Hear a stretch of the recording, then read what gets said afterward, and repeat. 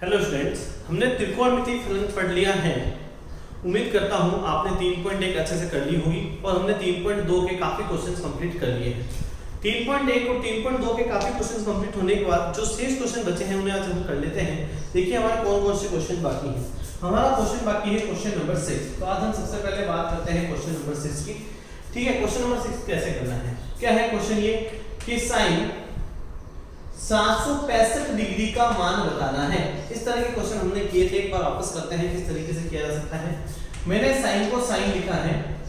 देखिए 765 में मैंने आपको बताया था भाग किसका देना चाहता हूं मैं 90 का।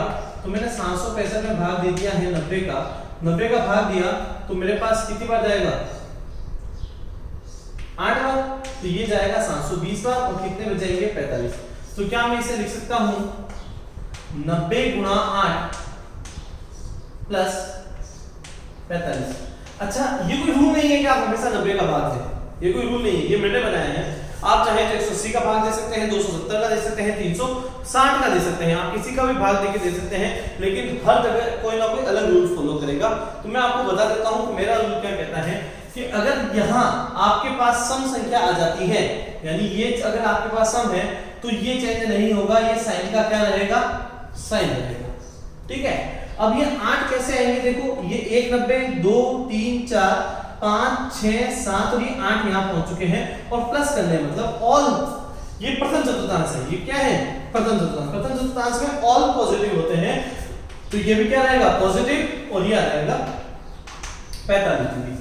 तो आपको जो sin 45 की वैल्यू मिलती है वो मिलती है 1/√2। तो जो 1/√2 का sin 45 का मान है तो 765 का मान भी कितना होगा 1/√2 होगा। वापस समझते हैं मैंने क्या किया है। मैंने इसमें कुछ भी नहीं है, इसमें 90 का भाग दिया है। ये देखिए 90 का भाग दिया है। 90 का भाग कितनी बार दिया है यहाँ पे 8 बार। कितने बच गए 45। आपको यहाँ देखना है अगर यहाँ सम होता है तो नो चेंज, अगर विषम होता है तो चेंज। सम है नो चेंज मतलब sin थीटा का sin ही आना है, cos का cos ही आना है, tan का tan ही आना है। और अगर यहाँ विषम संख्या है तो आपको चेंज करनी पड़ेगी। देखिए यहाँ विषम नहीं है सम है तो मैंने एज इट इज लिख दिया है। और इस तरीके से मैंने जांच ली कौन से चतुर्थांश में है प्रथम चतुर्थांश में है। प्रथम चतुर्थांश का मतलब क्या हो गया कि यहाँ ये सब पॉजिटिव होते हैं तो इसकी वैल्यू आ जाएगी 1/√2। वीडियो पॉज कीजिए, नोट डाउन कीजिए।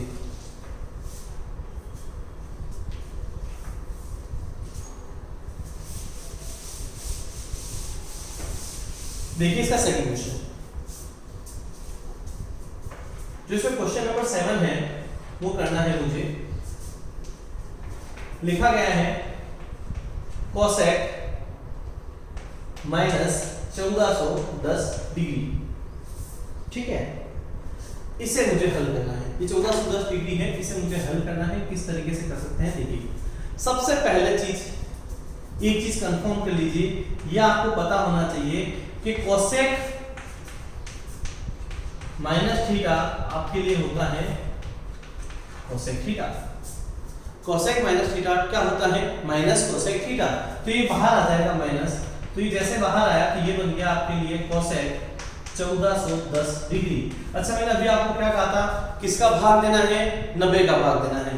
तो हम भाग किसका देना चाहते हैं 90 का, किसमें 1410 में। कितनी बार जाना चाहिए एक बार। तो यहाँ आएगा 90, यहाँ आया 1, 14 में से 9 गए, ये हो गए 510। अब भाग कितनी बार जाएगा मेरे अकॉर्डिंग 5 बार और ये बचे 20। तो आपका क्या आया देखिए, ये आया है माइनस का कोसेक 90 × 15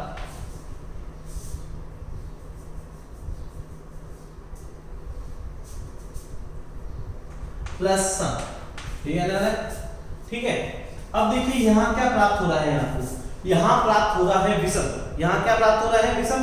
इससे पहले वाले क्वेश्चन में आपको क्या प्राप्त हुआ था सम प्राप्त हुआ था। जब सम प्राप्त हुआ था तो आपने एज इट इज लिखा था। अब आपको यहाँ क्या प्राप्त होने वाला है विषम प्राप्त होने वाला है। जब आपको विषम प्राप्त हो जाता है तो आपको एज इट इज नहीं लिखना है, आपको क्या करना है कोसेक को चेंज कर देना है। और मैंने आपको बताया था कोसेक किसमें चेंज होता है सेक में। ठीक है, थीटा का मान कौन है 60। अब देख लेते हैं ऋणात्मक चिन्ह आना चाहिए या धनात्मक आना चाहिए। तो यहाँ देखिए ये 1 90 2 3 4 वापस घूम के आए तो 8, वापस घूम के आए तो 12, 12 के बाद में ये 13, ये 14 और ये 15। कौन सा चतुर्थांश है? तृतीय चतुर्थांश। कौन सा चतुर्थांश है? तृतीय। लेकिन मुझे तो चाहिए, ठीक है, ये क्या है? तृतीय चतुर्थांश। तृतीय चतुर्थांश में मुझे पता है कि tan थीटा और cot थीटा का घर होता है। जो तृतीय चतुर्थांश होता है, जो थर्ड क्वाड्रेंट होता है, वो किसका घर होता है? tan थीटा और cot थीटा का घर होता है। लेकिन यहाँ कौन है? cosec theta. तो ये माइनस किसमें बदल गया? प्लस में। ये माइनस किसमें बदल गया? प्लस में। और sec 60 का मान वही होता है जो cos 60 के उल्टे के बराबर होता है। अगर मैं cos 60 के मान करूं तो 1/2 होता है, तो sec 60 के मान की वैल्यू कितनी रहेगी? 2/1। यानी जो इसका आंसर आना है वो 2 आना है। वापस देख लीजिए मैंने क्या किया है। पहले ये चीज कंसीडर कर ली, cosec माइनस थीटा जो होता है वो माइनस cosec थीटा के बराबर होता है। वो किसके बराबर होता है? माइनस cosec थीटा के। तो मैंने माइनस cosec थीटा लिख दिया। माइनस cosec थीटा 1410 डिग्री आ गया था। भाग किसका देना था? 90 का। 90 का भाग कितनी बार गया? 15 बार। एक बार आप चेक कर सकते हैं, 15 × 9 135 होते हैं। 1350 10 जोड़ दीजिएगा, 1410 आ जाएंगे। ठीक है, 60 जोड़ दीजिएगा तो 1410 आ जाएंगे। तो ये आपका भाग भी सही हो गया। आपने इसको लिख दिया 90 × 15 + 60। अब यहाँ 15 है, 15 मतलब विषम है। विषम है तो आपको उससे को चेंज करना पड़ा। किसमें? सेक में। फिर आपने देखा 15 कहां आ रहा है? 15 आ रहा है तृतीय चतुर्थांश में। देखिए 4 का एक पूरा चक्कर, 4 का फिर एक पूरा चक्कर, फिर 4 का एक पूरा चक्कर, मतलब 12 पे तो आप यहाँ हैं, फिर 13 14 और 15। यानी आप तृतीय चतुर्थांश की बात करना चाहते हैं। जब आप तृतीय चतुर्थांश की बात करना चाहते हैं तो वो घर होता है tan थीटा और cot थीटा का। घर किसका होता है? tan थीटा और cot थीटा का। तो उसके हिसाब से माइनस माइनस किसमें बदल गया है? प्लस में। तो जो sec 60 की मान की जो वैल्यू होती है वो 2 होती है। वीडियो पॉज कीजिए, नोट डाउन कीजिए।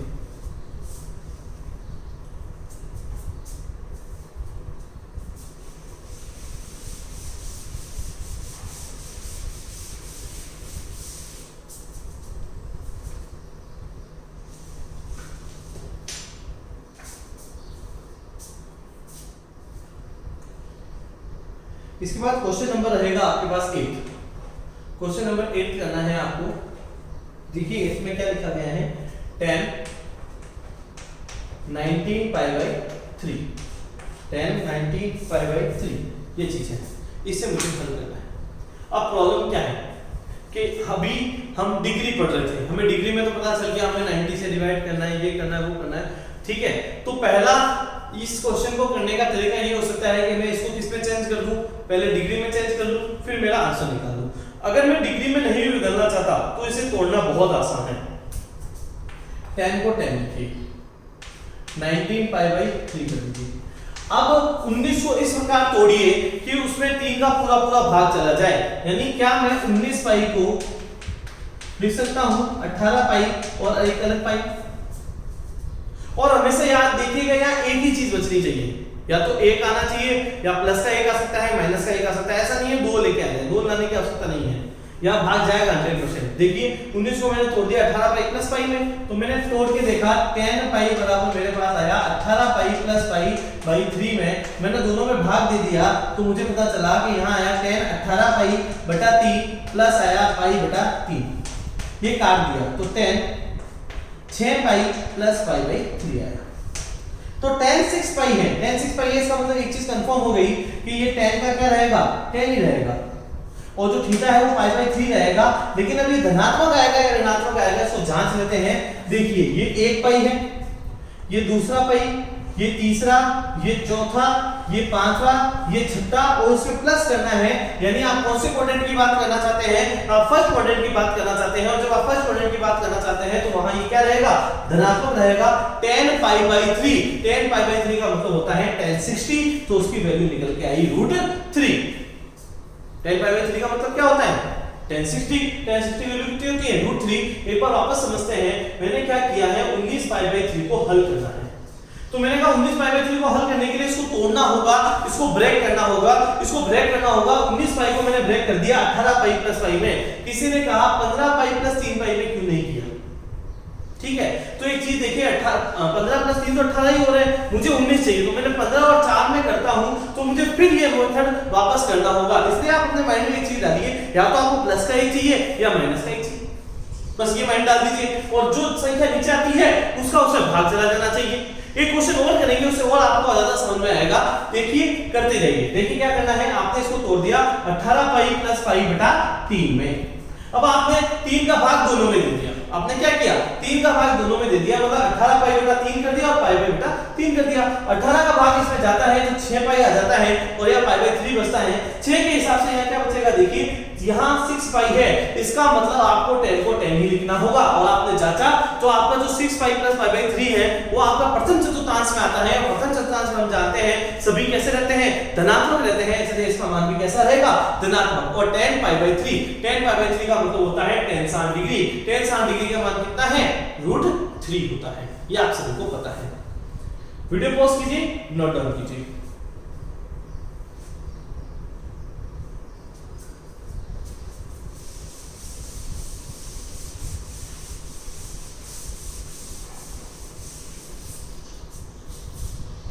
नेक्स्ट क्वेश्चन देखते हैं,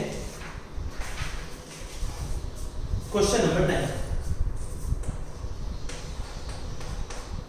क्वेश्चन नंबर 9 ये है साइन, यहां है माइनस के 11 पाई बटा 3, ये लिखा गया है। चलिए स्टार्ट करते हैं।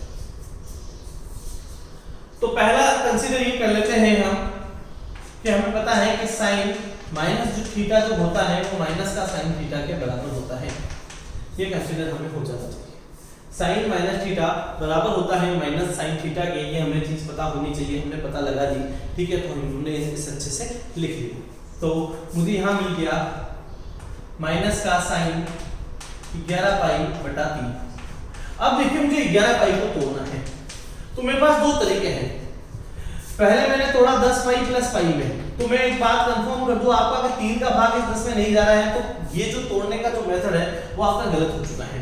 एक बच्चा कहता है सर इस तरीके से तोड़ दीजिए 9 पाई प्लस 2 पाई, कोई बात नहीं, आप सही हैं, लेकिन आपको फिर वही मेथड लगाना होगा। मैंने आपको कहा था मुझे यहाँ सिर्फ ओनली फॉर एक ही पाई चाहिए, 2 पाई नहीं चाहिए। तो क्यों ना इस 11 पाई को मैं तोड़ दूं 12 पाई माइनस पाई में। देख लीजिए 12 में 3 का भाग जाता भी है और 12 माइनस 1 कितने होते हैं, 11 भी होते हैं। इस तरीके से भी इसे तोड़ा जा सकता है, तोड़ा जा सकता है। देखते जाइए क्या लिखना है, माइनस साइन, इसे मैंने तोड़ दिया 12 पाई माइनस पाई बटा 3 से। सही है, इतना हम कर सकते हैं। अब इसे अलग अलग कर सकते हैं, इंडिविजुअल कर लेते हैं। जैसे इसको इंडिविजुअल करते हैं, देखिए क्या आता है, माइनस साइन यह आएगा 12 पाई बटा 3 माइनस का पाई बाई 3, तो ये आएगा माइनस का साइन, इससे काटा तो यह आया 4 पाई माइनस का पाई बाई 3। देखिए 4 पाई का मतलब क्या होता है, एक चीज तो कंफर्म हो गई कि साइन का क्या रहेगा, साइन रहेगा, भाग माइनस था, कोई प्रॉब्लम नहीं है। अब इसको चेक कर लेते हैं, ये 1 पाई, ये 2 पाई, ये 3 पाई, ये 4 पाई, और इस 4 पाई में आप कुछ घटा रहे हैं। वापस देखिए 1 पाई, 2 पाई, फिर 3 पाई, फिर 4 पाई, और इसमें क्या घटा, आप 1 पाई घटा रहे हैं, यानी क्या कर रहे हैं, माइनस पाई बाई 3 को घटा रहे हैं। इसका मतलब कौन सा चतुर्थांश है, इसका मतलब आपका चतुर्थ चतुर्थांश है। कौन से चतुर्थांश की बात करना चाहते हैं आप, चतुर्थ चतुर्थांश की बात करना चाहते हैं। चतुर्थ के अंदर आपका घर होता है cos थीटा और sec थीटा का, लेकिन यहाँ sin है तो ये माइनस माइनस किस में हो जाएगा, प्लस में परिवर्तित हो जाएगा और ये आ जाएगा sin पाई बाई 3। अब sin पाई बाई 3 की वैल्यू क्या होती है, sin 7 की जो वैल्यू होती है वही sin पाई बाई 3 की वैल्यू होगी, तो यहाँ आंसर आएगा √3/2। तो sin माइनस 11 पाई बाई 3 की जो वैल्यू होती है वो कितनी होती है, √3/2। एक बार वापस देखते हैं, सबसे पहले sin माइनस थीटा किसके बराबर हो गया, माइनस के sin थीटा के, फिर मैंने माइनस बाहर निकाल दिया, यहां तक तो कोई प्रॉब्लम नहीं है। आगे देखिए sin 11 पाई बाई 3, अब 11 पाई को तोड़ना है तो कुछ स्टूडेंट कहते हैं सर 10 पाई प्लस पाई में तोड़ दीजिए, तो मैं सख्त मना कर दूंगा, ऐसा नहीं करना है। ऐसा क्यों नहीं करना है, क्योंकि 3 का भाग 10 में नहीं जा रहा है। उसके बाद क्या करना है, इसको तोड़ सकते हैं 9 पाई प्लस 2 पाई में, तो मैंने कहा था मुझे यहाँ 1 पाई ही चाहिए, तो आपको कितना मिल रहा है, 2 पाई, तो ये मेथड भी नहीं लगेगा। फिर एक मेथड आया, एक आवाज आई कि सर आप ये कर सकते हैं कि 12 पाई माइनस पाई कर दीजिए, 12 में से 1 घटाते हैं तो 11 पाई बचता है, और 12 में 3 का भाग भी जाता है, और चौथी कंडीशन भी फॉलो हो रही है कि यहाँ पे 1 चाहिए था और 1 भी मिल रहा है, तो मुझे मेरा पेयर मिल गया कि मुझे क्या लिखना है, 12 पाई माइनस पाई लिखना है। आपने दोनों को अलग अलग कर दिया, जैसे दोनों को अलग अलग करेंगे तो ये 12 पाई बटा 3 मिल गया और ये पाई बाई 3 मिल गया। 12 पाई बटा 3 कितना होता है, 4 पाई माइनस के पाई बाई 3। अब मुझे पता है कि साइन 4 पाई पे तो बदलेगा नहीं, साइन ही रहेगा। अब मेरी स्थिति क्या कह रही है, ये माइनस का पाई बाई 3 है, तो मैंने चेक किया 1 पाई, 2 पाई, 3 पाई, 4 पाई, और वापस कम में आ रहा है, इसका मतलब चतुर्थ चतुर्थांश में आ रहा है। कौन सी चतुर्थांश में आ रहा है? चतुर्थांश में आ रहा है। चतुर्थांश का मतलब है वो cos थीटा और sec थीटा का घर है। घर किसका है? cos थीटा और sec थीटा का। इसका मतलब क्या होगा कि ये माइनस किसमें परिवर्तित हो जाना चाहिए? प्लस में, और हमारा आंसर आ गया है। वीडियो पॉज कीजिए, नोट डाउन कीजिए।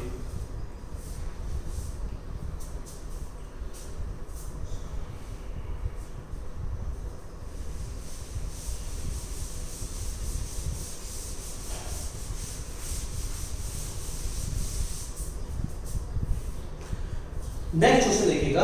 अगला क्वेश्चन आपके लिए लास्ट क्वेश्चन है इस एक्सरसाइज का, क्वेश्चन नंबर 10। वो आपके लिए होमवर्क रहेगा, ठीक है, आपको करना है। देखिए स्टूडेंट, आपके मन में दो सवाल उठ रहे हैं कि सर हमारे सामने दो चीजें हैं। हमारे सामने 10th का एग्जाम भी है जो आगामी दिनों में कभी भी हो सकता है। आप हमें 11th भी पढ़ा रहे हैं। हमारे मन में डाउट चल रहा है कि हम पहले 10th पढ़ेंगे या हम पहले 11th पढ़ेंगे। तो इसके लिए मैं आपको पहले बता दूं और इसके लिए आपको समझा दूं, आपको प्राथमिकता 10th को देनी है। सबसे पहले आप प्राथमिकता किसको देने वाले हैं? 10th को देने वाले हैं। आपके दो मेजर सब्जेक्ट बाकी हैं जो अपना रिजल्ट सुधार भी सकते हैं और जो अपना रिजल्ट बिगाड़ भी सकते हैं। तो दो अपना रिजल्ट बिगाड़ भी सकते हैं, दो रिजल्ट अपना सुधार भी सकते हैं। तो उसके लिए हमें क्या करना होगा? अच्छे से पढ़ना होगा। देखिए कैसे पढ़ सकते हैं। तो हमारे पास रहा है 10th के लिए, तो हमें 10th के ऊपर अच्छे से फोकस करना होगा, 10th को पढ़ना होगा, ठीक है। अगर उसके बाद हमारा थोड़ा सा आधा 1 घंटा बच जाता है तो हम 11th पढ़ सकते हैं। हमारा अगर एक टॉपिक बच जाता है, हमारे पास समय बच रहा है, हमें आधा घंटा निकालना है। हमें कितना घंटा निकालना है? हमें आधे घंटे निकालना है और हमें 11th पढ़नी है, ठीक है। मैं वापस समझा देता हूं, ठीक है। थोड़ी सी कोई प्रॉब्लम थी, कोई मच्छर आ गया है, उसकी वजह से थोड़ा सा डिस्टरबेंस क्रिएट हो गया था, उसके लिए मैं माफी चाहता हूं। वापस देख लीजिए, आपके पास 10th और 11th दोनों के एग्जाम्स आने वाले हैं। 11th आपके पास समय है 11th पढ़ने के लिए। अगर 11th को हम 20 मिनट भी पढ़ते हैं तो हमारे लिए पर्याप्त है, 30 मिनट पढ़ते हैं तो भी पर्याप्त है, 45 मिनट पढ़ते हैं तो भी पर्याप्त है, कोई समस्या नहीं है। लेकिन इसको समय देना अनिवार्य है क्योंकि ये दो मेजर सब्जेक्ट यहाँ बाकी हैं, एसएसटी बाकी है, मैथ्स बाकी है। अगर मैं बता दूं तो एसएसटी सबसे अच्छा रिजल्ट दिलवाएगा और मैथ्स सबसे अच्छा रिजल्ट दिलवाएगा। तो अगर आपको ये दोनों सब्जेक्ट में कोई प्रॉब्लम है तो आप उन्हें पढ़िए, उन्हें पूछिए। अगर आपको ये दोनों में से किसी में प्रॉब्लम नहीं है तो फिर आप 11th के ऊपर आ जाइए और 11th को पढ़ना स्टार्ट कर दीजिए। और 11th में जितना आप समय देना चाहते हैं दे सकते हैं, कोई प्रॉब्लम नहीं है। 11th में आप 20 मिनट दीजिए, 30 मिनट दीजिए, 45 दीजिए, 1 घंटा दीजिए, 2 घंटा दीजिए, कितने भी दे सकते हैं, आपकी मर्जी उतने दे सकते हैं, वो कोई समस्या नहीं है। लेकिन पहली प्राथमिकता आपकी 10th होनी चाहिए क्योंकि 10th के दोनों मेजर सब्जेक्ट आपके बाकी पड़े हैं। अगर आपके दोनों सब्जेक्ट नहीं हुए ना तो आपको प्रॉब्लम क्रिएट हो जाएगी। ये चीज आप समझ लीजिएगा, ठीक है। तो आप इस चीज को समझिए, ये बहुत ज्यादा इंपॉर्टेंट है, आपके लिए बहुत ज्यादा इंपॉर्टेंट रहेगा। मैंने देखो मैंने क्या कराया, 3.1 कराया, मैंने 3.2 कराया। मैं बहुत आराम से चलूंगा, ठीक है। हमें भागना नहीं है, हमें भागना नहीं है क्योंकि हमारे पास हमें दो नाम की सवारी करनी है। हमें 10th भी पढ़नी है, हमें 11th भी पढ़नी है। तो हम एक ज्यादा भागेंगे तो प्रॉब्लम हमारी ही होनी है, हम एकदम से नहीं संभल पाएंगे। इसलिए हमें पहले क्या करना है, 10th के ऊपर फोकस करना है। अगर मैं 3 घंटे, 4 घंटे, 6 घंटे 10th में निकाल रहा हूं तो मैं आधा घंटा 11th में निकाल सकता हूं। आप ऐसा कर सकते हैं क्योंकि आगामी दिनों में जब भी आपके एग्जाम हो गए, जैसे 10 मई या जो भी आपके एग्जाम होने वाले हैं, ठीक है, उन एग्जाम के लिए आपको प्रिपेयर रहना है। बीच में आपका अच्छा खासा गैप भी आ गया होगा, आपने पढ़ाई नहीं की होगी, लेकिन अब आप पढ़ाई स्टार्ट कर दीजिए। देखिए बिना पढ़े तो आपका एग्जाम आप दे नहीं पाएंगे, ये तो आप मान के चलिए। तो आपको पढ़ना जरूरी है। तो मैंने क्या करा दिया, आपको 3.1 कंप्लीट करा दी, 3.2 करा दी और ये समझा दिया कि पहली प्राथमिकता 10th है। उसके बाद अगर मेरे पास समय बचता है तो मुझे क्या करना है, 11th पढ़ना है। ये करना है, अपने समय का सदुपयोग करना है। समय में ऐसा नहीं होना चाहिए कि आप डिस्टर्बेंस ले लें, आप सिर्फ 11th के ऊपर फोकस कर लें। यदि आप सिर्फ 11th के ऊपर फोकस कर लेंगे तो भी आपसे नहीं होगा, आपको दोनों के ऊपर फोकस करना ही होगा, तभी आप कर पाएंगे, नहीं तो नहीं कर पाएंगे, ठीक है। Thank you so much. पढ़ते रहिए, बढ़ते रहिए। अगर आपको कोई भी प्रॉब्लम है तो आप पूछते रहिए।